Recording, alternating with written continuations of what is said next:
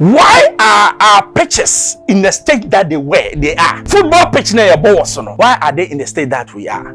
Say you're ready see a double ball my starting. I don't care about the talent that we have. What I say? Number 2, Mete say Obika say the security services no omoba na says home security home team na some providing security. Now security for the home team for the more musika. Enti assembly cost wa omo ntimi nka hwe because me hwe video bia na police for the jina ho doing nothing when these things were going on. Hello, keep watching Xposed GH, the best channel on all of YouTube. Yes.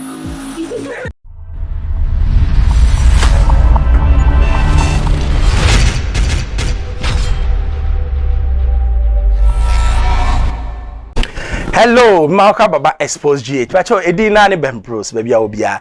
Medi nyame nchi akese e na ema wo. Enra, it was a shame for Ghana. Football once again. May 9th, I lost a dear one. Into me can my passionate. Enra Jimmy san ekoso. We don't seem to learn because structures I see the two in place no, we don't do it. Kwatokoni instructor mayo se hwan na mombo ball. Actually, yes, I got one. Now, to trust some see you, honor, and my young supporter like a friend Pooley. Ya warn us a kind. Yes, some no. Why in your media? Now, young Henchema no be dema. Your ball, second half. Any who said players need be air. It's not and say, referee a stop game. To referee stop game. What you want, you who said. Instructor my chairman papa na mu ankasa papa na mu the team wo no national oba no abegina first enisa and no press yes we be ani atini VIP ho on press kwasiapia coach omra no chese omra but they na koye quality supporters ni be sorry say hwe no wanko because that time na chance akoye bibi to mo ono yen so ma onko nto eti de hu ya ni say ono still no for so say e ka kwasiapia na supporters ni so kwasiapia mo eti ya kwasiapia ya so onko gina ho na papa no ebie na perimeter to oba ana supporters ye after the me wan so for no ni supporters ni say omumra adan a omumeyi ope Pooley empia bonti ani ase ada bi uyi na kwa bonti say because ade we bi atutu ebebre supporter ba ko mu go yi no me so ono me se ono me K5 me so ye ono on the floor and to buy a Saturn and so baby I yetino now supported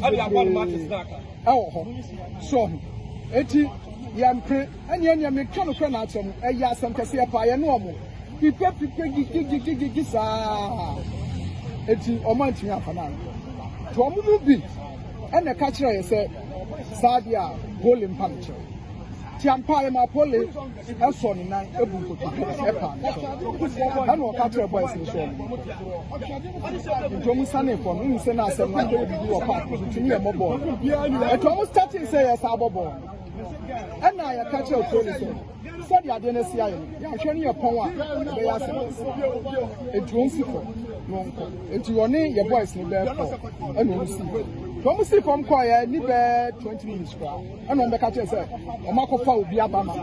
The war police. I see can be your war in here. Tia sorry in your rush, you do an ambulance. Eti yam coming for the yeah, no much on face. I need just what you want, just football. So not targeting us a point, but the problem, main problem, because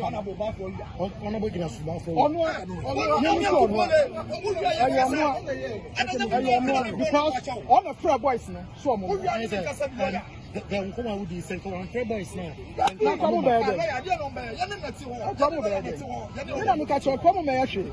Tell me about Akwasiapia na emi na to na ebusa so no ana na I was there Akwasiapia omra Once from them, yes, so once from them, and no, yes, so, but to all banner, and our supporters in no Yemen, and one more than initial supporters, and no young someone. Tom no buy a buy a 3 yard to draw, man. Some of my plan. Several my plan. She also, Lubranian, your classic, was a poor born and one shall be the city. It is a Pooley and come. And here you guys in the car. From a corner, so Mukosia, several my plan, and Mukosia, back to this war. You saw baby crow on a far boy for the ship quality. And a Pooley and G and a back to show me, send our country of the war. It is sad your way to see an idiot. Mr. Papano, and you are not. I just want to buy. You know, I didn't say about police station. About police station, you better report to Yamapola, and yet, football, football, I decided away by the police for Omushana, same with you. Mr. Papa, no one more buy. Name is it. Only one because the point of according to the so here. And young California can so one of radio station. Papa, but son or more. But me, dear, Miss or more invite Papa. There will be the Papa or more inviting or no, and now of friend so more. I Papa, my minister, someone offer news saying, you are a car arrival. Only me drink come on, you really game no. Honestly, some of us are in the call away much as media. Serious, me nim Obiso man come match, we didn't arrival. Obiso man come match. Because I'm only when I do football. Make like I said, me not 30 years. Football. I didn't see any who be that. When you do a bit of power advantage, sometimes home teams decide to support it. What I say, but not to that extent. Oh, to extent say a club owner, every inside to support it say, Monko Obi. And it got to a point that me confronting, former MP. Me confronting, I can say, oh, Tilcrum. And the commercial for by a ball. And I will inside support us one more. Omukuya, again, I'll be your friend. Because I tell you, Asana, all camera supporters sit down. But no, or Bob there, Monko, I'm going to attack that time. I'm going to attack you. I'm going to put in a friend here. And I go from size of protect it. Almost about a woman, baby, and I'm not telling. What I say, and I dare duty, and I want lady. No, it's a 44 years. Would you also have many number 2, I'm a general manager. It's a servant for general manager as a home. One more. And I decided to put on policy kind of initially, salad, you know, or trust or attacking the mania. Any Alex. What I said, let you know, some will buy, you know, or I saw Baba attacking the mania, Alex. And I may call players no was your me, but not see you. And I'm calling again, and I may call it football a recreation.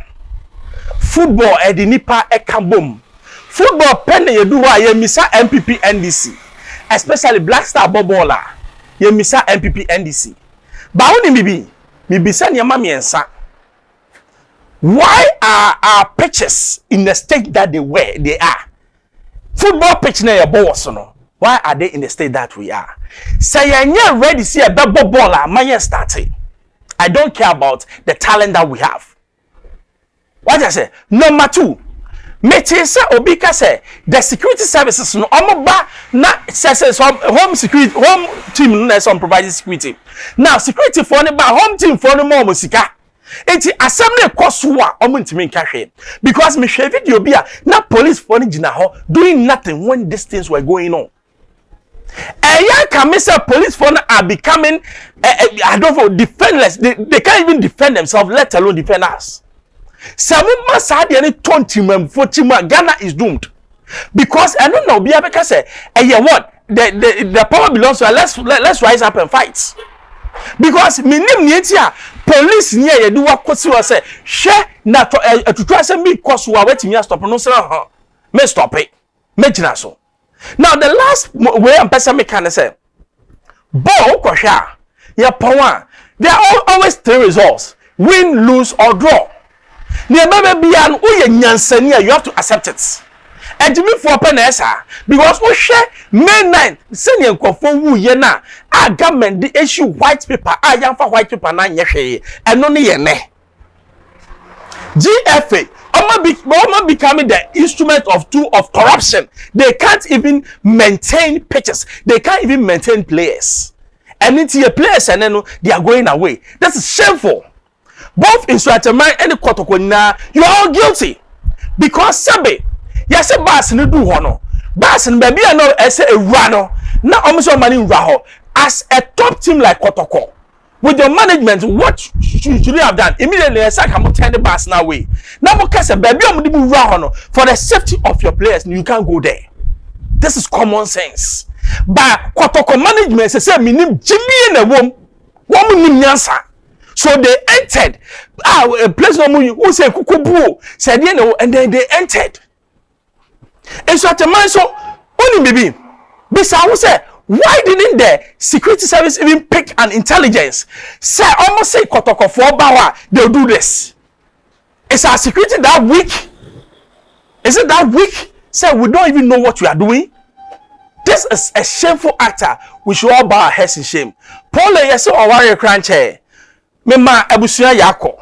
Na ankwasi same way, I expect the IGP to do a full thorough investigation. Or be aware culpable be you should be jailed lifetime. Now if I serve it as a lesson to somebody. I Xposed GHFM members. Also subscribe man really tumpa. Now on side kabiba noisi.